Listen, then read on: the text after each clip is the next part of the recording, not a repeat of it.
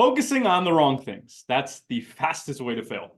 In today's video, we are going to talk about why it's imperative that you begin to shift your focus and your thinking on the right things that will drive you closer towards your goal.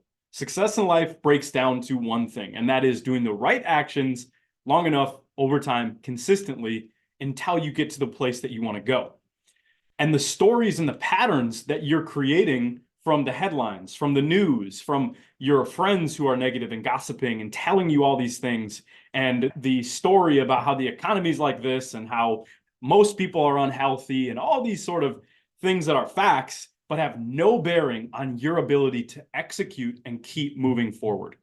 So let's break down how you can get out of that if you've started to identify that maybe you are in that cycle. And I'm telling you, it is so many people that I'm running into over and over again. How do you get out of it? You focus on this 5-part framework. The first is recenter and identify what you do want.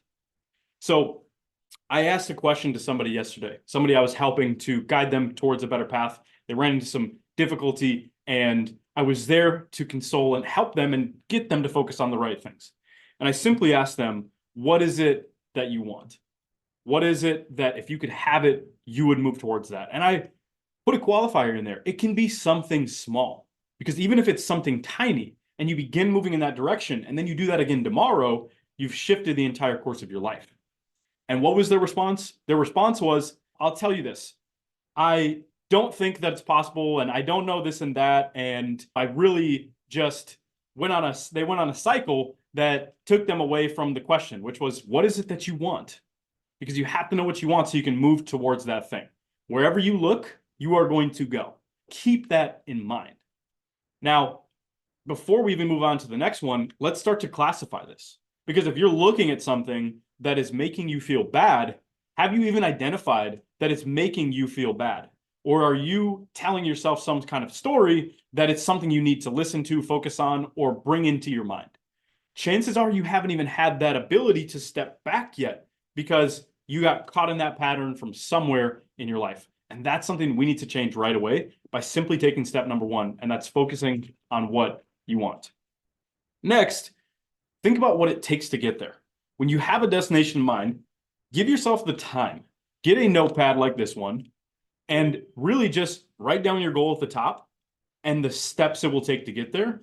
Whether you do it from reverse order or from where you're standing at right now, both are equally good, but sometimes you might want to use another if you're having trouble with one of them. So example, if you can't see the way forward, can you see the way backward from where the goal is?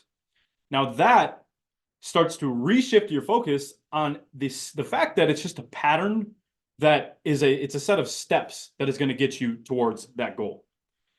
Now, I'm going to teach you this third piece. And that third piece that we're going to talk about took me 10, 15 years to learn. But it is a game changer. And that is who will contribute to that, support you, or guide you along the way.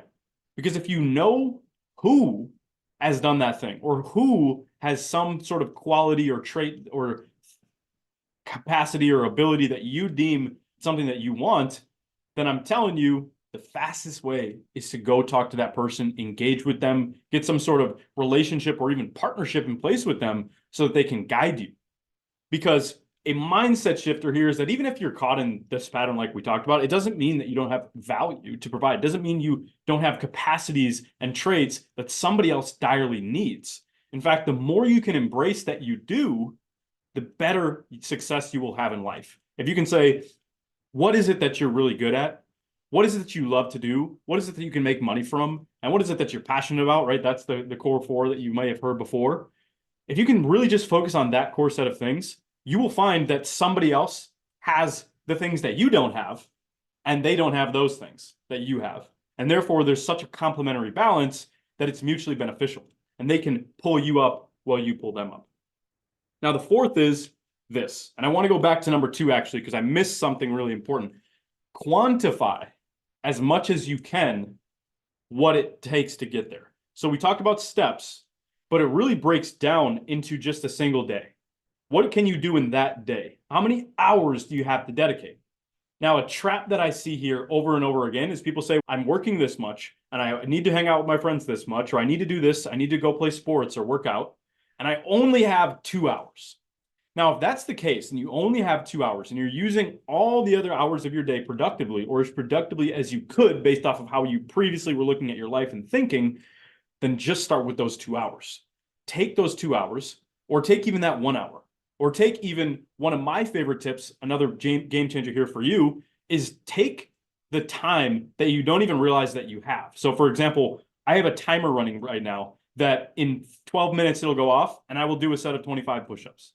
Why is that important? Because if I tried to go ahead and say, I'm going to do 1,000 push-ups today, or even 100 or 200, whatever the arbitrary number is, I may say that's going to take 30 minutes. I don't have 30 minutes. And then therefore you're not going to do it. But if you can break it down into tiny little steps, ones that are so bite-sized you barely even notice, and you do those consistently in the time that you didn't even realize that you had, that is also a very effective way to do it. But the key principle here is to break it down and quantify it numerically.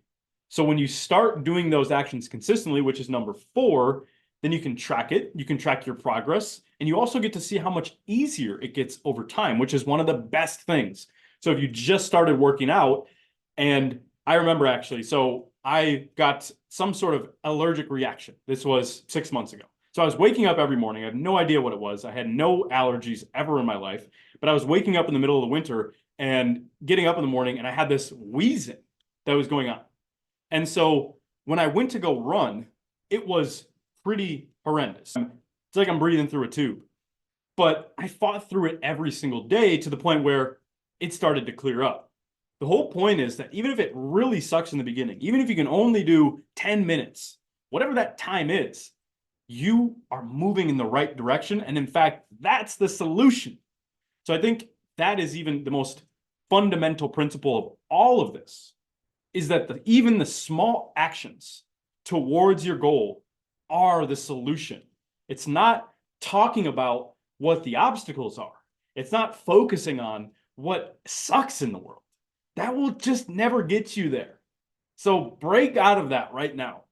Do the small action, even if it just seems inconsequential, infinitesimal. Do that action and you will move forward. So that over time, when now 6 months later, I'm able to run in such a better way than I could 6 months ago. And that growth and progress is what keeps me going for another 6 and another 6. It's growth and progress that will move you forward. So that even gets us to point 5, and that's feedback and growth.